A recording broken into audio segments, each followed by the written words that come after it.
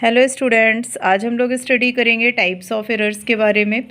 जो last video में हम लोगों ने errors and sources of errors के बारे में स्टडी किया था। आज का जो मेन टॉपिक है वो है types of error. Types of error जो है ये फार्मास्यूटिकल केमिस्ट्री का एक फर्स्ट लेसन जो है आपका, उसका एक पार्ट है एरर्स। एरर्स जो होता है, एरर का मीन्स होता है त्रुटियाँ। त्रुटियाँ मीन्स जो भी हमारी एग्जैक्ट ट्रू वैल्यू और जो मेजरमेंट करने में जो डिफरेंस आता है उसको हम लोग एरर बोलते हैं। एरर जो होती है ये मेन रूप से हमारी 3 टाइप में डिवाइड होती है। पहली एरर होती है डिटर्मिनेट एरर, सेकंड एरर होती है इंटरमीडिएट एरर और थर्ड एरर होती है ग्रॉस एरर। डिटर्मिनेट एरर जो होती है इसको हम लोग सिस्टमैटिक एरर के नाम से भी जानते हैं। इंटरमीडिएट एरर जो होती है इसको हम लोग रैंडम एरर के नाम से भी जानते हैं। और ग्रॉस एरर जो होती है वो ग्रॉस एरर यानी इन दोनों के जो बीच का आपका ये रहता है एडिशन, उसको हम लोग बोलते हैं ग्रॉस। ग्रॉस का मतलब एवरेज। तो determinate error and plus intermediate error is equals to gross error हो जाएगा। अब हम लोग स्टडी करेंगे फर्स्ट एरर यानी कि डिटर्मिनेट एरर के बारे में। डिटर्मिनेट एरर जो होती है, determinate error is also known as the systematic error. अभी हमने ऊपर आपको बताया कि डिटर्मिनेट एरर को सिस्टमैटिक एरर के नाम से भी जानते हैं। दिस एरर इज कांस्टेंट और changes slightly by consistent fault during the analysis. यानी जब एनालिसिस करने के टाइम पे हमसे जो छोटी मोटी गलतियां होती हैं, फॉल्ट्स होती हैं मेजरमेंट करने में, उसको हम लोग डिटर्मिनेट एरर बोलते हैं। इसका एग्जांपल हो जाएगा जैसे हम लोग टाइट्रेशन करते हैं। जब आपने 12th में केमिस्ट्री के प्रैक्टिकल्स किए होंगे, वहाँ पे टाइट्रेशन के प्रैक्टिकल्स हैं। तो टाइट्रेशन का जो प्रैक्टिकल होता है उसमें जो एरर आती है वो आपका किसका एग्जाम्पल है? डिटर्मिनेट एरर का एग्जाम्पल हो जाएगा। These errors can be prevented और मिनिमाइज्ड, यानी इस टाइप की जो एरर होती हैं वो मिनिमाइज्ड यानी इन त्रुटियों को कम किया जा सकता है, बट पूरी तरीके से हम उनको निगलेक्ट नहीं कर सकते हैं। Identification and correction of the systematic error are possible. जो सिस्टमैटिक एरर्स हमसे हो जाती हैं यानी जो डिटर्मिनेट एरर हो जाती हैं, उनको हम आइडेंटिफाई भी कर सकते हैं यानी उनको हम पहचान भी सकते हैं और उसमें करेक्शन भी कर सकते हैं, यानी सिस्टमैटिक एरर में आपके जो भी करेक्शंस हैं वो किए जा सकते हैं। अब हम लोग आगे स्टडी करेंगे सोर्सेज ऑफ सिस्टमैटिक एरर्स के बारे में कि सिस्टमैटिक एरर के सोर्सेज क्या क्या हैं। फर्स्ट जो सोर्स होगा वो हो जाएगा different analytical method are used to calculate the true value. यानी कि ट्रू वैल्यू को कैलकुलेट करने में जो अलग अलग हम लोग एनालिटिकल मेथड्स यूज़ करते हैं उसकी वजह से ये सिस्टमैटिक एरर जनरेट हो जाती है। सेकेंड पॉइंट हो जाएगा incorrect formula used for calculation. जब हम लोग किसी भी वेट को वेट करने के लिए या उसके लिए जो कैलकुलेशन के लिए फार्मूला यूज़ करते हैं वो फार्मूला हमारा राइट ना होकर रॉन्ग होता है, यानी इनकरेक्ट फार्मूले को हम लोग यूज़ कर देते हैं, तो उस एरर को भी हम लोग सिस्टमैटिक एरर बोलते हैं। Error caused to weighting wrong amount of the sample. जब हम लोग सैम्पल को गलत अमाउंट में ले लेते हैं तब भी जो एरर आपकी कॉज होती है वो एरर कौन सी एरर होती है? सिस्टमैटिक एरर होती है। यानी कि वेट का मतलब है कि जब किसी भी चीज़ के लिए हमें मेजरमेंट करना होता है कि 1 ग्राम यूज़ करना है या 0.5 ग्राम यूज़ करना है या 250 ml यूज़ करना है, तो वो वेट करने में जब हमसे कोई एरर हो जाती है सैम्पल को अमाउंट को वेट करने में, तो वो एरर भी सिस्टमैटिक एरर कहलाती है। नेक्स्ट हो जाएगा error produce during sampling. Sampling के टाइम पे जो एरर प्रोड्यूस्ड होती है वो भी सिस्टमैटिक एरर आपकी होती है। नेक्स्ट होता है इनकरेक्ट कंसंट्रेशन ऑफ टाइट्रेंट्स। यानी टाइट्रेशन के प्रोसेस में जो टाइट्रेंट्स होते हैं उनका इनकरेक्ट कंसंट्रेशन भी सिस्टमैटिक एरर का एक कॉज होता है। Fast titration performed the electrode to response.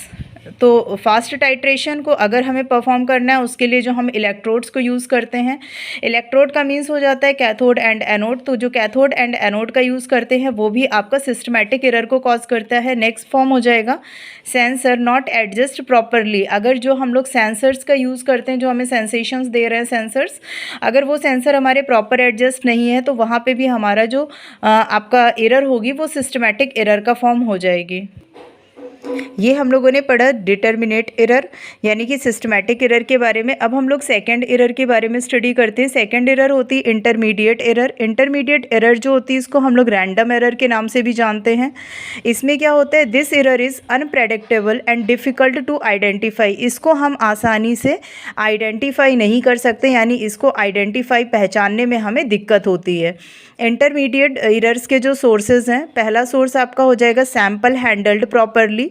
यानी सैम्पल्स को हम लोग प्रॉपर वे पे अगर हैंडल नहीं कर रहे हैं तो उससे जो एरर जनरेट होगी उसको इंटरमीडिएट एरर कहते हैं।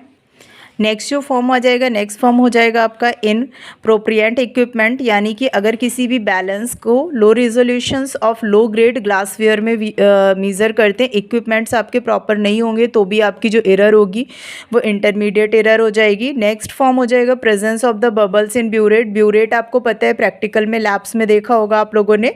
अगर ब्यूरेट के अंदर बबल्स हमें दिखाई दे रहे हैं तो वो भी आपकी कौन सी एरर को जनरेट कर रहा है, इंटरमीडिएट एरर। ठीक है। नेक्स्ट पॉइंट हो जाएगा improper rising after each sampling, यानी कि प्रत्येक जो सैंपल हम लोग कलेक्ट कर रहे हैं उसमें कहीं ना कहीं उसका जो अप एंड डाउन है वो प्रॉपर नहीं आ रहा है।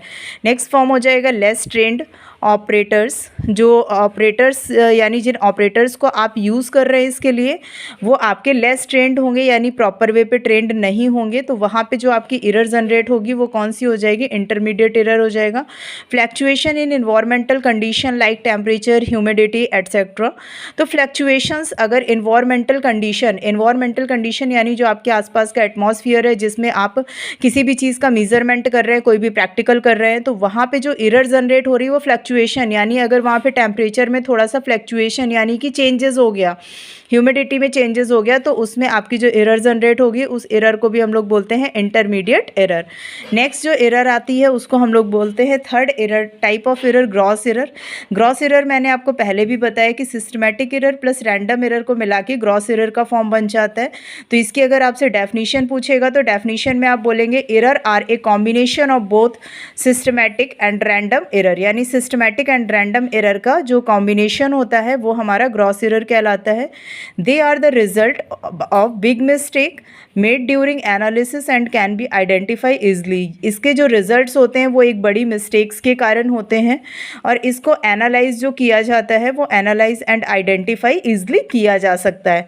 Gross errors are also termed at avoidable mistakes, यानी इसकी जो ग्रॉस एरर्स की मिस्टेक्स हैं उसको हम लोग अवॉइडल मिस्टेक्स का टर्म भी दे सकते हैं, अवॉइडल मिस्टेक भी कह सकते हैं। ग्रॉस एरर्स के जो सोर्सेज होते हैं उसमें फर्स्ट हो जाएगा आपका नोटेशन मिस्टेक्स, नेक्स्ट हो जाएगा कैलकुलेशन एरर, यानी आप कहीं कैलकुलेशन में गलती कर रहे हैं। नेक्स्ट हो जाएगा जो सैंपल का साइज़ आप ले रहे हैं वो गलत सैंपल का साइज़ ले रहे हैं, तो वहाँ पे आपकी ये एरर कॉज हो जाएगी। नेक्स्ट हो जाएगा मिसअंडरस्टैंडिंग इन इंस्ट्रूमेंटल ऑपरेशंस, जो ऑपरेशन में इंस्ट्रूमेंट आप यूज़ कर रहे हैं उसमें कहीं ना कहीं आप गलती कर रहे हैं। ट्रांसक्रिप्शंस एरर, ये सारे जो हैं वो आपके सोर्सेज हैं किसके, ग्रॉस एरर्स के। तो इसमें एक जो मेन पॉइंट है वो आप याद रखिएगा कि नोट करके मैंने नीचे दिया हुआ है कि एरर्स को कम करने के लिए हमेशा प्रॉपर ट्रेनिंग देनी चाहिए और केयर करनी चाहिए कि अगर एरर्स का मतलब होता है गलतियों में आपको सुधार करना चाहिए और उसके लिए एरर्स के लिए कम ट्रेंड पर्सन को नहीं लेना चाहिए, उसके लिए एक मेन ट्रेंड पर्सन को लेना चाहिए।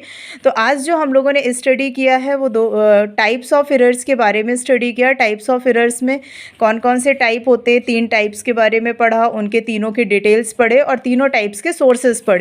ये जो मैटर है ये आपके लिए एजुकेशनल ट्यूटोरियल की तरफ से प्रिपेयर किया गया है। अगर आपको हमारा ये टाइप्स ऑफ एरर्स का वीडियो पसंद आया हो तो हमारे इस वीडियो को लाइक करें, शेयर करें और हमारे इस चैनल को सब्सक्राइब करें। Thanks for watching this video.